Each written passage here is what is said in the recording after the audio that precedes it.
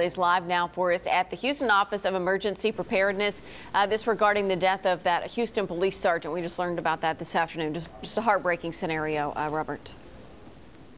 Oh, absolutely. Sergeant Stephen Perez was a 34-year veteran of the Houston Police Department, 2 days shy of his 61st birthday. And Houston Police Chief Art Acevedo explains that at 4 a.m. Sunday, and that's when Harvey was really starting to batter this area, Sergeant Perez was trying to report for duty at 61 Reasoner. That's the old police headquarters that's in downtown Houston near Houston Avenue. The sergeant was trying to make his way to report for duty. He was part of the traffic enforcement division. He couldn't get in. Streets were too flooded. He was driving around. He kept calling his chain of command, looking for ways to try and get into the downtown area so he could report for duty.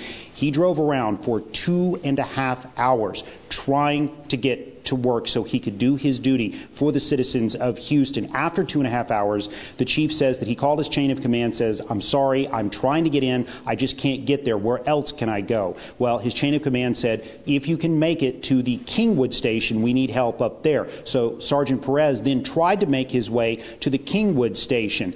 That's when they lost contact. Well, according to Chief Acevedo, through some investigative work, they were able to kind of track Sergeant Perez's position mainly to an intersection of the Hardy and Beltway 8. And I don't know if you've been through that area, but that intersection, that is a pretty steep underpass. And I believe the chief had said there was about 16.5 feet of water at that underpass. The HPD had tracked Sergeant Perez's position to there.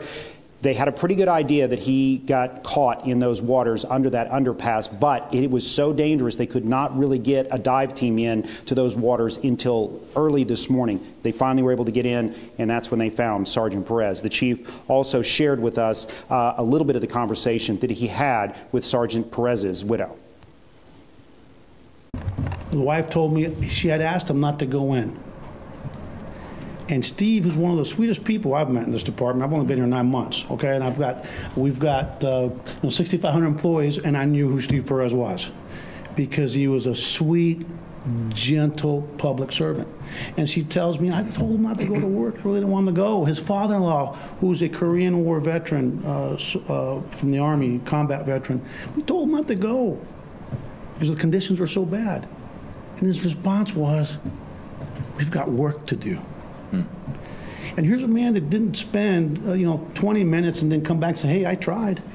He spent close to 2.5 hours because he has that in his DNA. And so I told his wife, "Let me ask you something, ma'am. You're a person of faith. If the Lord is going to take him today, how do you think you would want to go? Laying in bed, watching a disaster, or doing what he's done for 34 years?" And the smile that overcame that woman's face, his beautiful wife, said it all. Both the chief and Mayor Sylvester Turner said that Sergeant Perez was the embodiment of public service, and they say that once this disaster is past us and things get a little bit more cleaned up, that they will make sure that Sergeant Perez and his family have a funeral honoring his life. The chief even quipped that he's going to apologize in advance for messing up Houston traffic, in his words, because they are going to make sure that Sergeant Perez is going to be honored. Matter of fact, Mayor Sylvester Turner even was very eloquent when he said that Sergeant Perez reported for duty and completed his mission.